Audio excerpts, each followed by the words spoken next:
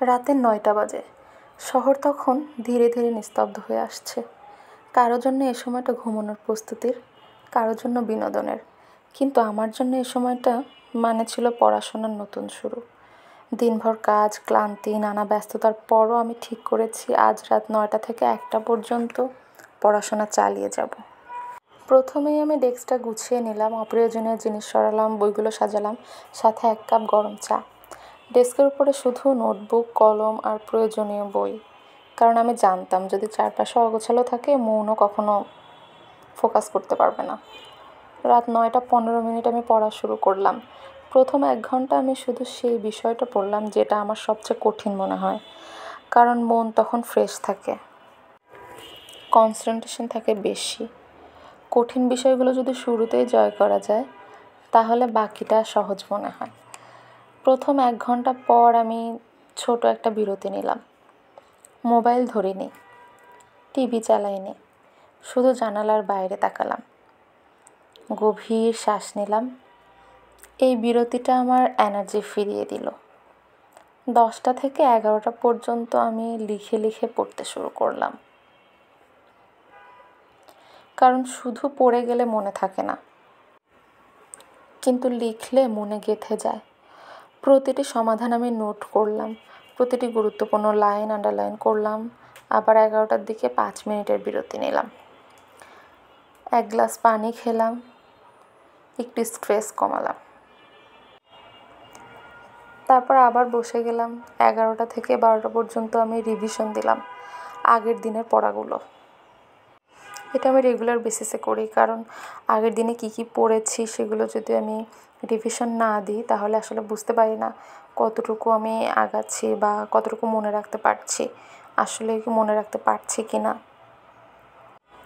কারণ আপনি খেয়াল করে দেখবেন আমাদের ব্রেন কিন্তু এখন আর আগের মতো না, যে ক্লাস 8-9-এ যখন পড়তাম বা 6-7-এ যখন পড়তাম আমাদের মেমোরিটা যত শার্প ছিল, একবার পড়লে বা একবার দেখলেই যেগুলো মনে থাকতো সেরকম কিন্তু এখন হবে না। কারণ আস্তে আস্তে আমরা বড় হয়ে গিয়েছি, আমাদের মনে রাখার শক্তিটাও আস্তে আস্তে কমে যাচ্ছে। তো এজন্য বারবার প্র্যাকটিস করতে হবে। আর একটা কথা আমি সবসময় বিশ্বাস করি যে শেখা মানে রিপিট করা। যত বেশি রিপিট করা যায় জ্ঞান তত গভীর হয়। বারবার রিপিট করতে করতে দেখা যায় বিষয়গুলো এতটাই আমাদের মুখস্থ হয়ে গিয়েছে যে একবার দেখলেই বোঝা যায় যে এটা কী হবে বা এটা পারা যায় আর কি। ১২টার পর যখন চারপাশে একেবারে নিস্তব্ধ তখন আমি সবচেয়ে ভালোভাবে পড়তে পারি। অনেকেই বলে যে আমি রাতে বেশি রাত পর্যন্ত পড়তে পারি না, সকালের দিকটাতে পড়াটা ভালো হয়। এক একজনের এক এক রকম। আসলে আমার রাতে যখন সব কিছু নিস্তব্ধ থাকে আমার পড়তে খুবই ভালো লাগে, কারণ তখন কোনো ডিস্ট্রাকশন থাকে না, ফোন বাজে না, কেউ ডাকাডাকি করে না। সেই সময় আমি লিখে ছোট একটা টেস্ট দিলাম নিজেকে। আজ যা শিখলাম তার উপর ২০ মিনিট লিখে যাচাই করলাম আসলে কতটুকু মনে আছে। আসলে বেশিরভাগ সমস্যা হয় আমার অঙ্কের ক্ষেত্রে। অঙ্ক বেশি বেশি করে করি কারণ অঙ্কে আমি একটু দুর্বল। তো সেক্ষেত্রে আমি সবসময় প্র্যাকটিসের উপরেই রাখি। দেখা যায় যে প্রতিদিনই ২ থেকে ৩ বার আমি প্র্যাকটিস করি একই অঙ্ক, যাতে পরবর্তীতে একবার দেখলেই মনে পড়ে যায়, সমস্যা না হয়। কারণ আপনি দেখবেন অঙ্ক এমন একটা জিনিস যেটা বারবার প্র্যাকটিস না করলে আসলে হয় না। আপনি যতই প্র্যাকটিস করেন না কেন, যদি একটা অঙ্ক ১০ বারও করেন তাও দেখা যায় যে পরবর্তীতে করতে গেলে একটা ডাউট কাজ করে যে আসলে এরকমভাবে হবে কি না। সো অঙ্কটা একটু বেশি বেশি প্র্যাকটিস করা উচিত আমাদের। বিশেষ করে আমার ক্ষেত্রে বলছি, অনেকের আছে যারা ম্যাথে অনেক ভালো, যারা যাদের সেই অর্থে কোনো প্রবলেম নেই, তাদের এতটা প্র্যাকটিস না করলেও হয়। তবে আমার মনে হয় যে অঙ্কটা একটু বেশি বেশি প্র্যাকটিস করাই উচিত। অবশেষে রাত ১টা বাজলো। আমি খানিকক্ষণ প্র্যাকটিস করে তারপরে বই বন্ধ করে রেখেছিলাম।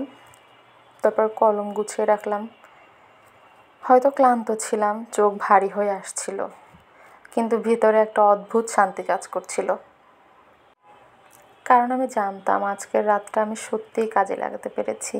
এই 4 ঘন্টার পড়াশোনা হয়তো জীবনের সব কিছু বদলে দেয় না, কিন্তু প্রতিদিনের এই ছোট ছোট প্রচেষ্টা একদিন আমাকে নিয়ে যাবে আমার স্বপ্নের জায়গায়। কথায় আছে না যে ছোট ছোট বালুকণা দিয়েই মহাদেশ তৈরি হয়ে যায়, আবার বিন্দু বিন্দু জল দিয়েই সাগর তৈরি হয়ে যায়।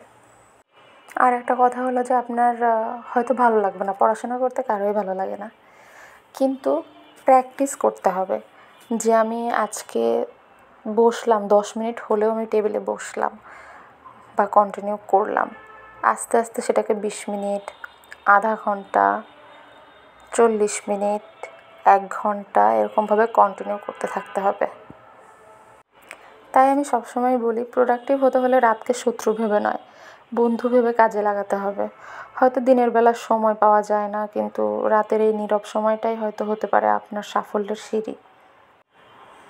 আজ আমি রাত 9টা থেকে 1টা পর্যন্ত পড়েছি, আগামীকাল আবার চেষ্টা করব, কারণ সাফল্য আসে না একদিনে, সাফল্য আসে প্রতিদিনের ছোট ছোট চেষ্টার মাধ্যমে।